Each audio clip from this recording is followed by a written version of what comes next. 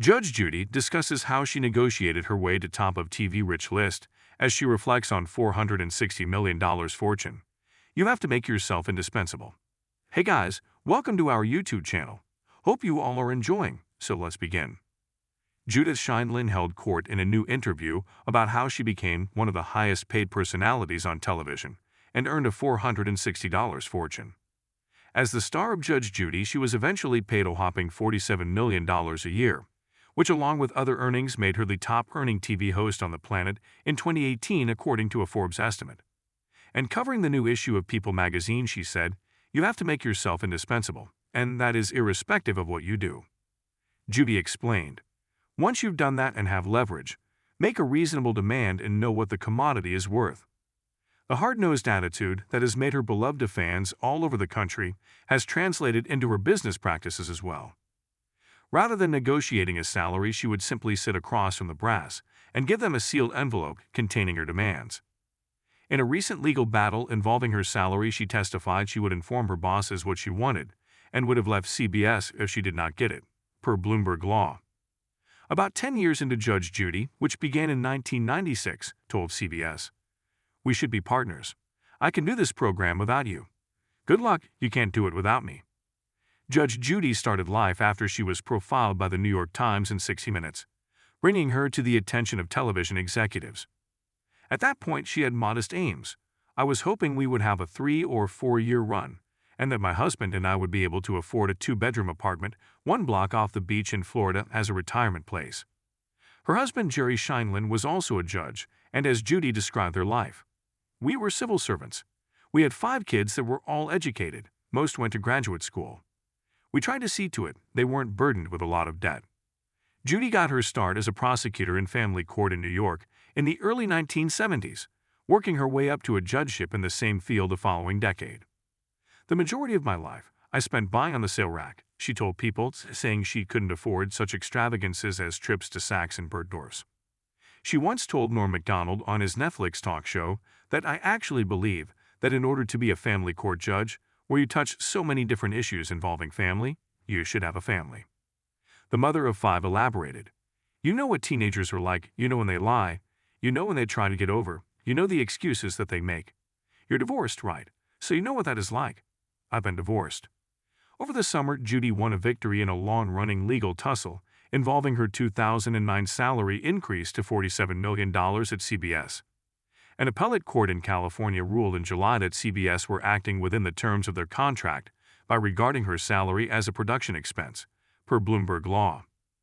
Judy had been locked in a legal battle with Rebel Entertainment Partners and Richard Lawrence, the talent agent who negotiated her show's original packaging deal. Rebel are Richard's successor in interest and were contractually entitled to 5% of the defined proceeds from the show as a result. However, because the production costs were subtracted from the gross receipts to come up with defined proceeds, Judy's raise cost Rebel money.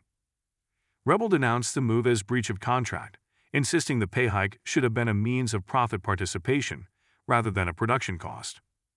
However, both the trial court and the appellate court have sided with Judy and CBS, saying that framing her salary as a production expense was appropriate.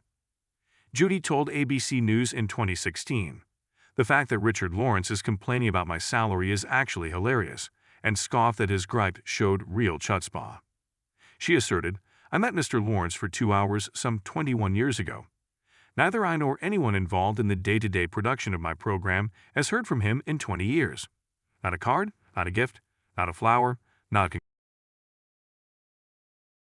Yet he has somehow received over $17 million from my program.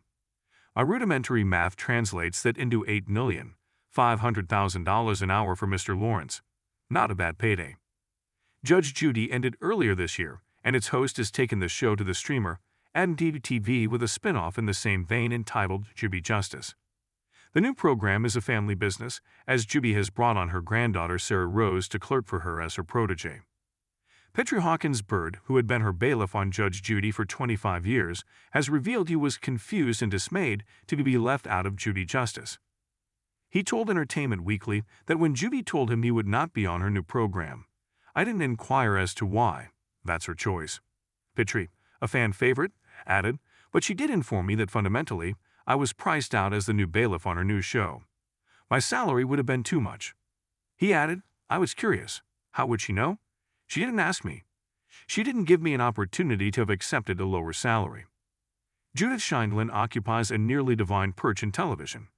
The 5'2" family court judge, known for her black robe, lace collar, and acid tongue, has been doling out tough love legal verdicts since the Clinton administration, and the approach has paid off. She brought in a whopping $47 million a year for just 52 days a year of filming at CBS, and she has held onto the sort of cultural cachet that has eluded many of her contemporaries. Following a public dispute with CBS, said to be over money and improbably, Drew Barrymore's talk show, Judge Judy, wrapped in spring of this year, Amazon quickly stepped in, paying Sheindlin an estimated $25 million for 120 new episodes of Judy Justice, which the company hopes will serve as a cornerstone of its IMDb TV free streaming service. The deal was reportedly the largest ever first-season order of a single show by a streamer. Judy Justice launched on Monday.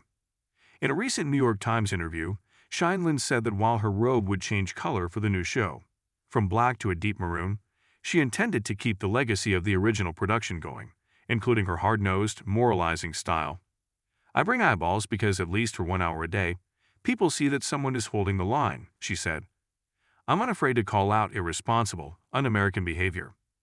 If we settle for mediocrity, we get what we deserve." But some of Sheindlin's former colleagues, dating back to the mid-aughts until the show wrapped, say she failed to hold the line against racism, sexual harassment, and abuse at her own show. An insider investigation involving interviews with 16 former Judge Judy employees, as well as a review of thousands of pages of court records, has found that Sheindlin's long-standing executive producer and director Randy Douthit has repeatedly been accused of sexually harassing employees, making inappropriate sexual comments to female staffers, offering preferential treatment to staffers he found attractive, and ordering junior producers to bring fewer black litigants on the show. The former employees who spoke to Insider described an unrelenting high-pressure environment behind the scenes at the show. They accused Douthit and his deputies, the supervising producer Victoria Genest and the co-executive producer Amy Freilman, of fostering a workplace culture in which staffers were pitted against one another. Threats of termination were frequent, drinking during work hours was not unusual, cases were manipulated to artificially increase the drama, and a vicious contempt for litigants who appeared before Sheindlin was common. Do you have a story about Judge Judy or another television show? Contact reporter Nicole Einbinder. Many of the accusations were made in public lawsuits filed by former employees going back to the early 2000s until 2008, all of which named the show as a defendant and were reported in the media at the time. Former employees told Insider that Sheindlin exercised minute control over the production, and they believed she was aware of many of the accusations against Douthit and of the way her staff was treated. Still, she continued to employ Douthit, Genest, and Freilman, and the trio will continue to produce Judy Justice for Amazon. I am probably the luckiest on-air personality in the history of television to have had Randy Douthit and Amy Freilman shepherd my program for over 2 decades, Sheindlin told Deadline in September. "They continuously make me look good. The court records tell a different story."